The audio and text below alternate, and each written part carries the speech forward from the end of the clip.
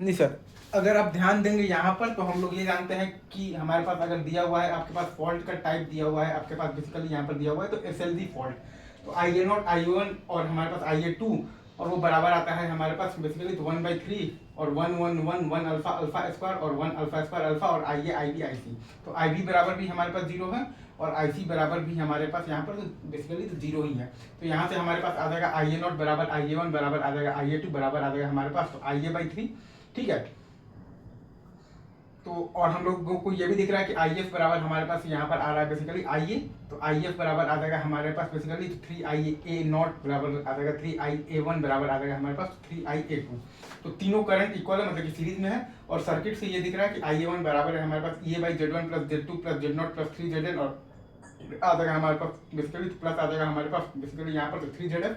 और यही काम अगर आप बेसिकली कीजिएगा, आप बेसिकली पर यूनिट में करेंगे तो IA1 हमारे पास आ जाएगा 1/Z1 plus Z2 plus Z0 और प्लस 3ZN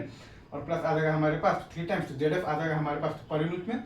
IF बराबर होता है हमारे पास 3 टाइम्स IA1 और SC MVA का बात कीजिएगा तो S हमारे पास बेसिकली पर यूनिट में आ जाएगा IA1 आ जाएगा हमारे पास पर यूनिट में और वो आ जाएगा हमारे पास तो 1/Z1 plus Z2 plus Z0 plus आ जाएगा हमारे पास 3ZN और प्लस आ जाएगा हमारे पास 3 टाइम्स ZF इन दी आ जाएगा हमारे पास पर यूनिट में।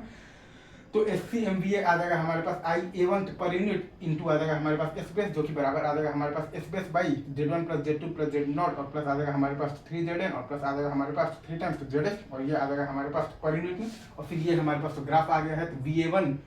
है, ये हमारे पास VA2 है और ये हमारे पास VA0 है, ये Z0 है,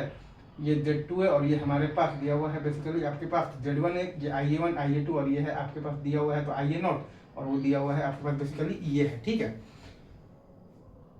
ठीक है, और फिर ये Z0 प्लस 3ZN है ऑब्वियसली यहाँ पर,